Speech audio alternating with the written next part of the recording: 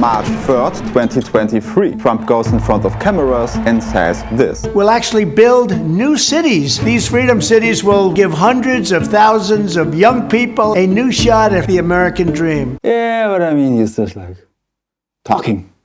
He isn't even president. Trump gets elected and shocks the world again and again and again. February 27, 2025, Trey Goff visits the White House.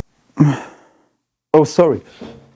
Who's Trey Goff, you ask? He is a guy who writes stuff like this. My entire life is dedicated to building cities in the United States, filled with people that want to build things like this. And he works for Prospera. Prospera? He basically set up this city. They have their own rules. So we make implants for humans. And their own laws. We're working in brain implosions. And weird things like that.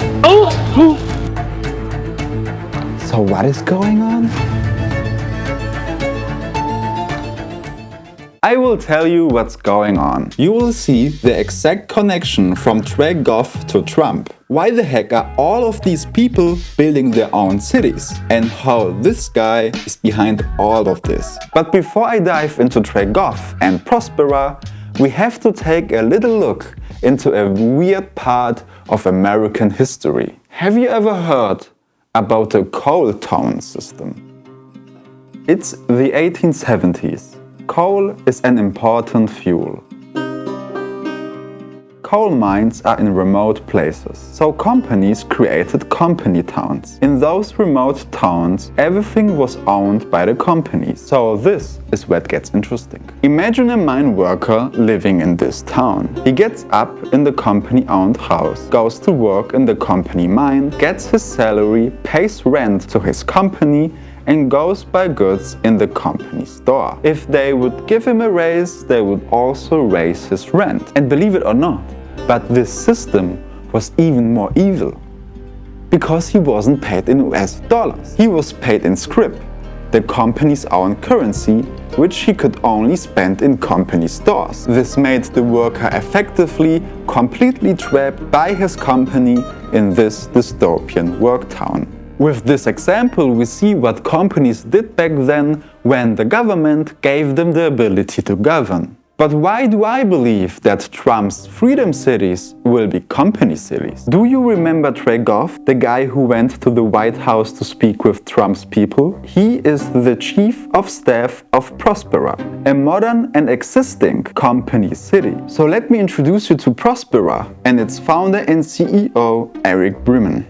So what would you say if I told you that there was a military coup in Honduras which put this guy into power, who signed a deal with Friedman that gave him roughly this piece of Honduras to build a futuristic tech-bro startup-styled run city with their own tax and law system, where everybody from around the world can found their own company and become a citizen. But actually the whole idea of Prospera is to offer companies loose regulations so they can do stuff like this. So we make implants for humans. Do you have one? I do. We've got 4 implants right now, and we're actually 4? What are they doing here? I feel like sheep brain. What? We're working in brain uploading. So Brain what? brain uploading. What the f? See, for entrepreneurs and business owners, this is pretty cool and exciting stuff. Not for everybody. Some people have proper concerns. But for our next guy, this is a dream come true. He invested in Prospera and may be the person on the planet who has done the most to make worldwide private cities a reality. This guy is Patri Friedman. For nearly 20 years, he tried to create floating cities in international waters. He believes that democracies mostly don't produce good laws, and that to get radical improvement, you have to rewrite it from scratch. As an extreme libertarian, he believes companies are much more reasonable and effective, so why shouldn't they govern? Then Prospera started to happen. For the first time, a government wanted to cooperate, so he started Pronomos Capital, a venture capital fund with only one goal. Besides Prospera, Pronomos Capital invested in 6 different projects. These projects range from real places like small farm cities, which actually looks pretty nice, to Praxis Society, which wants to restore the Western civilization on Greenland. What?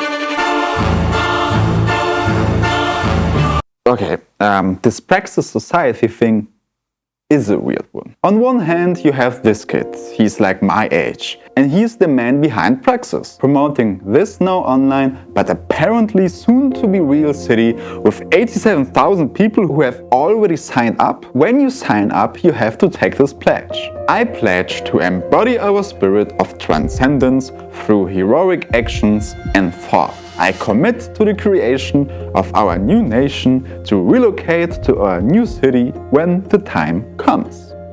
I mean, this seems like total bullshit. But on the other hand, this guy is getting funding, like 500 million US dollars type of funding. Friedman invested, Altman invested, but most of the money came from crypto-related investment funds. I just can't imagine how this project, which gives me the vibe of an edgy teenager's dream, can get so much funding. Even if it's a fringe idea, investors seem to be desperate to make private cities happen.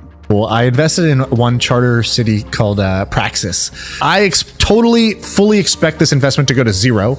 I put in a very small check, but I had to participate. If you did it, it would be very large. It'd be like owning the land under Manhattan where all the buildings are going to get built. And you can either do development yourself or you could sell off the pads and make a ton of money. So the business is great if you can kick off a new charter city. So in theory, you can create generational wealth only with one investment into a private city, if it gets built. So imagine for a second that you are one of Trump's closest allies. Trump, the president who decides whether new private cities will be built in America. And at the same time, you are the guy who financed Friedman for years and basically co-founded Pronomos Capital with him, the investment fund with all the experience in building private cities. This someone is Peter Thiel. He is a billionaire who co-founded PayPal with Elon Musk. He grew up partly in South Africa, where at the time apartheid was the social and economic system. A system in which the white ruling minority could do whatever they wanted to the black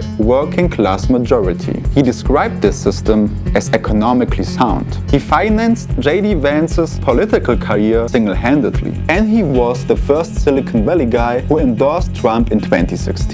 And now with Trump, Vance and Musk, he has his best buddies running America. With all this in mind, let's imagine how the creation of the first Freedom City might look like. After being influenced by Thiel and Musk, Trump decides to create the first Freedom City. A new company is created that will be in charge of building and administering the city. Trump announces the city to the public. He speaks how everybody can live the American dream, owning housing and property. Trump seems to be the strong man that leads the way. But before the first announcement took place, Thiel and Musk-related billionaires, venture capital funds and investors had already invested in the company. With the backing of Trump, nothing stands in the way. Trump's administration and the company decide where the city will be located. 28% of America's land belongs to the federal government. The Republican-led Congress has the ability to sell this land. Trump announces the billion or maybe even trillion-dollar sum the federal government receives from the company and proclaims another victory in making America great again. Trump signs an executive order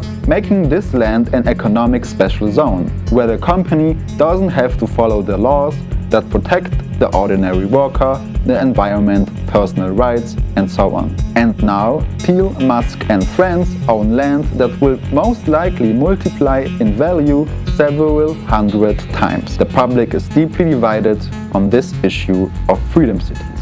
But either way, everything is done with this wonderful lie, which always works in the American mindset.